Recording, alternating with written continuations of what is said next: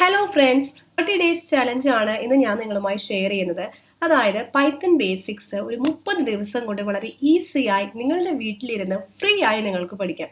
ഇപ്പോൾ നമുക്കറിയാം, ഒരു പൈത്തൺ കോഴ്സ് നിങ്ങൾക്ക് ചെയ്യണം, ലാംഗ്വേജ് പഠിക്കണമെങ്കിൽ ഒരു ഇൻസ്റ്റിറ്റ്യൂഷനിൽ പോയി നിങ്ങൾ പഠിക്കാൻ തീരുമാനിക്കുകയാണെങ്കിൽ എത്ര ക്യാഷ് നിങ്ങൾ അവിടെ മുടക്കേണ്ടി വരും.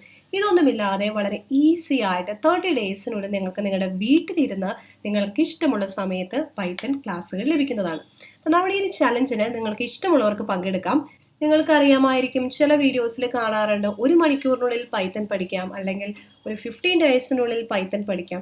എങ്ങനെയാണ് ഒരു പൈത്തൺ ഒരു ലാംഗ്വേജ് അല്ലെങ്കിൽ ഒരു പ്രോഗ്രാമിംഗ് ലാംഗ്വേജ് പഠിക്കുക എന്നത്, എത്ര സ്പീഡിലാണ് പഠിക്കുക എന്നത് നമ്മൾ എങ്ങനെ പഠിക്കുന്നു എന്നതനുസരിച്ചിരിക്കും. ഈ ഒരു വീഡിയോയിൽ നമ്മൾ ഉദ്ദേശിക്കുന്നത് ഏകദേശം നമ്മുടെ വീഡിയോസ് എല്ലാം 15 to 30 മിനിറ്റ്സ് ഡ്യൂറേഷനുള്ള വീഡിയോസ് ആയിരിക്കും. നിങ്ങൾക്ക് ഈ വീഡിയോസ് കാണാം.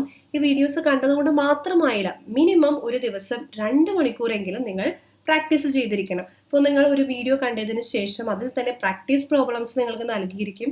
ഈ പ്രാക്ടീസ് പ്രോബ്ലംസ് എല്ലാം നിങ്ങൾ ചെയ്യുക. മാത്രമല്ല, ഈ വീഡിയോസ് കണ്ട് നിങ്ങൾക്ക് എന്തെങ്കിലും സംശയങ്ങളുണ്ടെങ്കിൽ ഓരോ വീഡിയോയുടെ താഴെ കമൻറ്റ് ചെയ്യുക. അല്ലെങ്കിൽ ഒത്തിരി കുട്ടികളാണ് ഈ ഒരു ചലഞ്ചിന് വേണ്ടി നിങ്ങൾ ഈ വീഡിയോ ഷെയർ ചെയ്യുക. ഒത്തിരി കുട്ടികളുണ്ടെങ്കിൽ നമുക്ക് അതിനനുസരിച്ച് വാട്സപ്പ് കമ്മ്യൂണിറ്റി ഗ്രൂപ്പ് തുടങ്ങാവുന്നതാണ്. അപ്പോൾ കമ്മ്യൂണിറ്റി ഗ്രൂപ്പിൽ നിങ്ങൾക്ക് തന്നെ ഡൗട്ട്സ് ചോദിക്കാം, അവിടെ വെച്ച് നമുക്ക് ക്ലിയർ ചെയ്യാം. അങ്ങനെയുള്ള ഒത്തിരി കാര്യങ്ങൾ ചെയ്യാം. അപ്പം നമ്മൾ ഈ വീഡിയോ കൊണ്ട് ഉദ്ദേശിക്കുന്നത്, ഒരു ബേസിക്സ് ഒന്നും അറിയാത്ത ഒരാൾക്ക്, അതായത് കോഡിംഗ് പഠിക്കണമെന്ന് ആഗ്രഹമുണ്ട്, പക്ഷേ എങ്ങനെ തുടങ്ങണം, എവിടെ നിന്ന് തുടങ്ങണം എന്നറിയില്ല, അങ്ങനെയുള്ളവർക്ക് ഈ വീഡിയോ വളരെ ഉപകാരപ്രദമായിരിക്കും. പൈത്തൺ ബേസിക്സിന്റെ റോഡ് മാപ്പ് ഒരു ഷോർട്ട് വീഡിയോ ആയിട്ട് ചെയ്തിരുന്നു. നിങ്ങൾ വളരെ കുറച്ച് പേര് മാത്രമേ അത് കണ്ടിട്ടുള്ളൂ.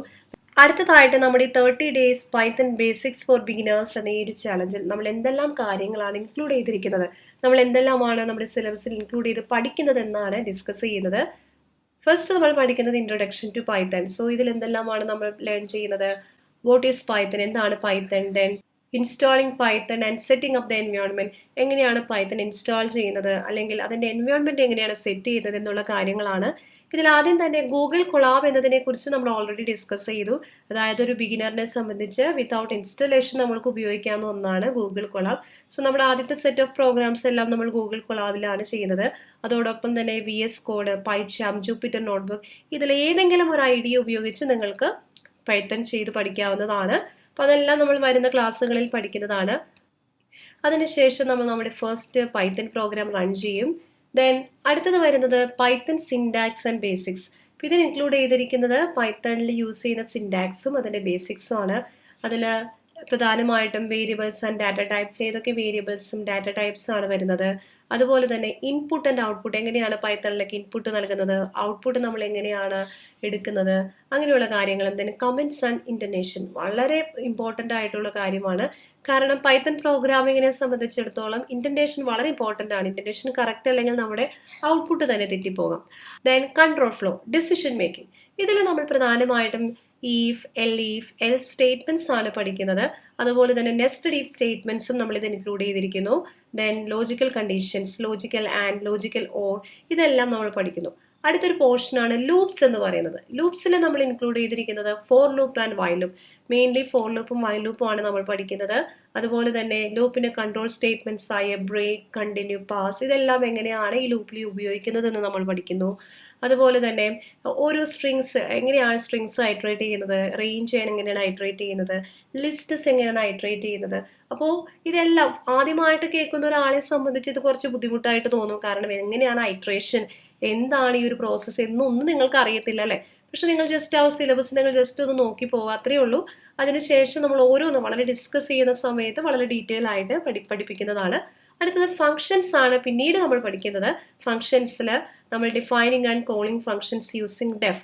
നമുക്കറിയാം പൈത്തണിൽ ഒരു ഫങ്ഷൻ ഡിഫൈൻ ചെയ്യുന്നത് DEF ഏതുപയോഗിച്ചിട്ടാണ്. അതുപോലെ തന്നെ ഫങ്ഷൻ ആർഗ്യുമെന്റ്സ്, റിട്ടേൺ വാല്യൂസ്, ഇതെല്ലാം ഇതിൽ വരുന്നു. ദെൻ കോൺസെപ്റ്റ് ഓഫ് സ്കോപ്പ്, അതായത് ലോക്കൽ അതുപോലെ തന്നെ ഗ്ലോബൽ വേരിയബിൾസ് എന്തൊക്കെയാണ്, അതെങ്ങനെയാണ് ഡിക്ലെയർ ചെയ്യുന്നത് എന്നുള്ള കാര്യങ്ങളെല്ലാം ഫങ്ഷൻസ് എന്ന ടോപ്പിക്കിന്റെ അണ്ടറിൽ വരുന്നതാണ്. അതുപോലെ ഡാറ്റ സ്ട്രക്ചേഴ്സ്, പൈത്തണിൽ വളരെ വളരെ ഇമ്പോർട്ടൻ്റ് ആയിട്ട് ഒന്നാണ് ഡാറ്റ സ്ട്രക്ചേഴ്സ്. ഇതിൽ ഏതൊക്കെയാണ്, എന്തൊക്കെ ഡാറ്റ സ്ട്രക്ചേഴ്സ് ആണ് പൈത്തണിൽ നമ്മൾ പഠിക്കാൻ പോകുന്നത്? ലിസ്റ്റസ്, ടിപ്പിൾസ്, ഡിക്ഷണറീസ് ആൻഡ് സെറ്റ്. അതുപോലെ അടുത്തൊരു പോർഷനാണ് സ്ട്രിങ്സ്. പൈത്തണിൽ എങ്ങനെയാണ് സ്ട്രിങ്സ് യൂസ് ചെയ്യുന്നത്. അപ്പോൾ സ്ട്രിങ്സ് വെച്ച് തരുന്ന കുറച്ച് പ്രോഗ്രാംസ് ഉണ്ട്. ഇങ്ങനെയുള്ള പ്രോഗ്രാംസ് എല്ലാം നമ്മൾ ചെയ്ത് പഠിക്കുന്നതാണ്.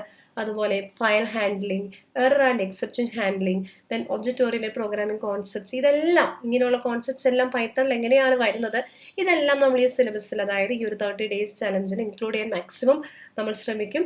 അപ്പോൾ നിങ്ങൾ ചെയ്യേണ്ടത്, നമ്മൾ എന്തായാലും വീഡിയോസ് എന്ന് പറയുന്നത് വളരെ വളരെ ലെങ്ത് കുറവായിരിക്കും. അപ്പോൾ വീഡിയോസ് കണ്ടതിന് ശേഷം തന്നിരിക്കുന്ന പ്രോഗ്രാംസ് നിങ്ങൾ വീട്ടിൽ പ്രാക്ടീസ് ചെയ്യുക. അപ്പോൾ ഇതെല്ലാം പ്രാക്ടീസ് ചെയ്ത് കഴിയുമ്പോൾ ഏകദേശം നിങ്ങൾക്ക് തന്നെ ഒരു ഉറപ്പ് വരും, പൈത്തൺ ബേസിക്സിൽ ഞാൻ പക്ക പെർഫെക്റ്റ് ആണ്. അപ്പം അങ്ങനെയാണെങ്കിൽ അടുത്തതായിട്ട് നമുക്ക് പൈത്തൺ ഫ്രെയിം വർക്ക്, ഈ പൈത്തൺ ഫ്രെയിം വർക്ക്സ് എന്ന് പറയുന്നത് നമ്മുടെ 30 ഡേയ്സ് ചലഞ്ചിലുള്ളതല്ല. സോ 30 ഡേയ്സ് ഒക്കെ കഴിഞ്ഞ് പൈത്തണൊക്കെ നിങ്ങൾ പെർഫെക്റ്റ് ആയി പഠിച്ചു എന്ന് നിങ്ങൾക്ക് ഉറപ്പുണ്ടെങ്കിൽ നിങ്ങൾക്ക് ഒരു പൈത്തൺ ഫ്രെയിം വർക്ക് കൂടി പഠിക്കാം. അതായത് ജാങ്കോ അല്ലെങ്കിൽ ഫ്ലാസ്ക്, ഇതിലേതെങ്കിലും ഒരു വെബ് ഫ്രെയിം വർക്ക് നമുക്ക് പഠിക്കാം. അതിനുശേഷം നമുക്ക് സ്വന്തമായിട്ട് ഒരു വെബ്സൈറ്റ് ഡെവലപ്പ് ചെയ്യാം. അപ്പോൾ നിങ്ങൾ ഓർക്കുന്നുണ്ടാവും, എങ്ങനെയാണ് സ്വന്തമായിട്ടൊരു വെബ്സൈറ്റ് ഡെവലപ്പ് ചെയ്യുക? ഒരു കോഡിംഗ് ബാക്ക്ഗ്രൗണ്ട് ഒന്നുമില്ലാത്ത ഒരാൾക്ക് സ്വന്തമായിട്ട് വെബ്സൈറ്റ് ഡെവലപ്പ് ചെയ്യാൻ പറ്റും. തീർച്ചയായിട്ടും നിങ്ങൾക്കൊരു ഇൻസ്റ്റിറ്റ്യൂഷനിലൊന്നും പോകാതെ നമ്മുടെ യൂട്യൂബിലെ വീഡിയോസ് മാത്രം കണ്ട് പഠിച്ച് നിങ്ങൾക്കൊരു വെബ്സൈറ്റ് ഡെവലപ്പ് ചെയ്യാൻ പറ്റും. So happy coding. അപ്പോൾ നിങ്ങൾക്ക് എല്ലാവർക്കും ഈ ഒരു ചലഞ്ച് ഇഷ്ടപ്പെട്ടു എന്ന് വിശ്വസിക്കുന്നു. അപ്പോൾ നേരത്തെ പറഞ്ഞതുപോലെ തന്നെ നിങ്ങൾക്ക് ഈ ഒരു ചലഞ്ച് ഇഷ്ടപ്പെട്ടാൽ നിങ്ങളുടെ ഫ്രണ്ട്സിന് ഷെയർ ചെയ്യുക. അപ്പോൾ ഒത്തിരി കുട്ടികളുണ്ടെങ്കിൽ നേരത്തെ പറഞ്ഞതുപോലെ തന്നെ നമ്മളൊരു വാട്സപ്പ് കമ്മ്യൂണിറ്റിയോ അല്ലെങ്കിൽ ഒരു ടെലിഗ്രാം ഗ്രൂപ്പോ എന്തെങ്കിലും സ്റ്റാർട്ട് ചെയ്ത ശേഷം 1 to 1 നിങ്ങൾക്ക് ഡൗട്ട്സും കാര്യങ്ങളൊക്കെ വരും, അതെല്ലാം ക്ലിയർ ചെയ്ത് മാക്സിമം നമുക്ക് പറ്റുന്ന രീതിയിൽ നമുക്ക് ഒരുമിച്ച് തന്നെ പഠിക്കാൻ ശ്രമിക്കാം. സോ 30 ഡേയ്സ് കൊണ്ട് നമുക്ക് പൈത്തന്റെ ബേസിക്സ് എല്ലാം പക്ക പെർഫെക്റ്റ് ആക്കാനായിട്ട് നോക്കാം. അപ്പോൾ ഈ ഒരു ചലഞ്ചിൽ നിങ്ങളെല്ലാവരെയും പ്രതീക്ഷിക്കുന്നു. സോ വീഡിയോ ഇഷ്ടപ്പെട്ടാൽ ലൈക്ക് ചെയ്യുക, ഷെയർ ചെയ്യുക, നമ്മുടെ ചാനൽ സബ്സ്ക്രൈബ് ചെയ്യുക. താങ്ക്